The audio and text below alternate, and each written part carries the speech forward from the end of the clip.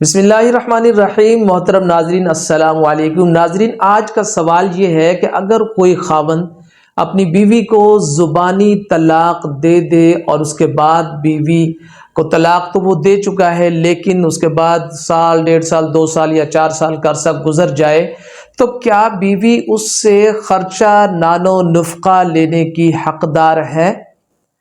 تو گزارش یہ ہے کہ یہ ایک ججمنٹ ہے سپریم کورٹ کی PLD 2006 supreme court 454 PLD 2006 supreme court 454۔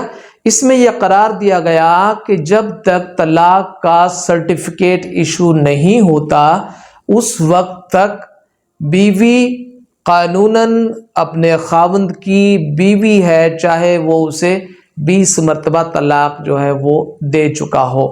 اب چونکہ قانوناً بیوی ابھی خاوند کی بیوی ہے تو اسے نان و نفقہ خرچہ لینے سے کوئی روک نہیں سکتا۔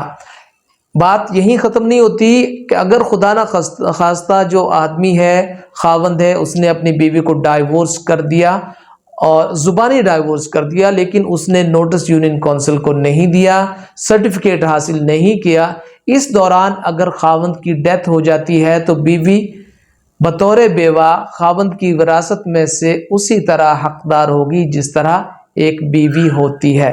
تو اس قسم کا جو فعل ہے، جو خاوند اپنی بیوی کو طلاق دے دیتا ہے لیکن اس کا نوٹس یونین کونسل نہیں بھیجتا، اس کا سرٹیفکیٹ جاری نہیں کرواتا، تو یاد رکھیے وہ خاوند اپنی بیوی کو، یعنی وہ عورت اس کی ابھی بیوی ہی ہوگی اور اس کے تمام معاملات، اس کا نان و نفقہ، اس کی پراپرٹی میں سے حصہ، ہر چیز اس کا اسی طرح حصہ ہوگا جیسے وہ بیوی ہو۔ تو اس حوالے سے جب بھی خدا نہ خواستہ کوئی ایسا معاملہ ہو تو اپنے معاملات کو کلیئر کریں۔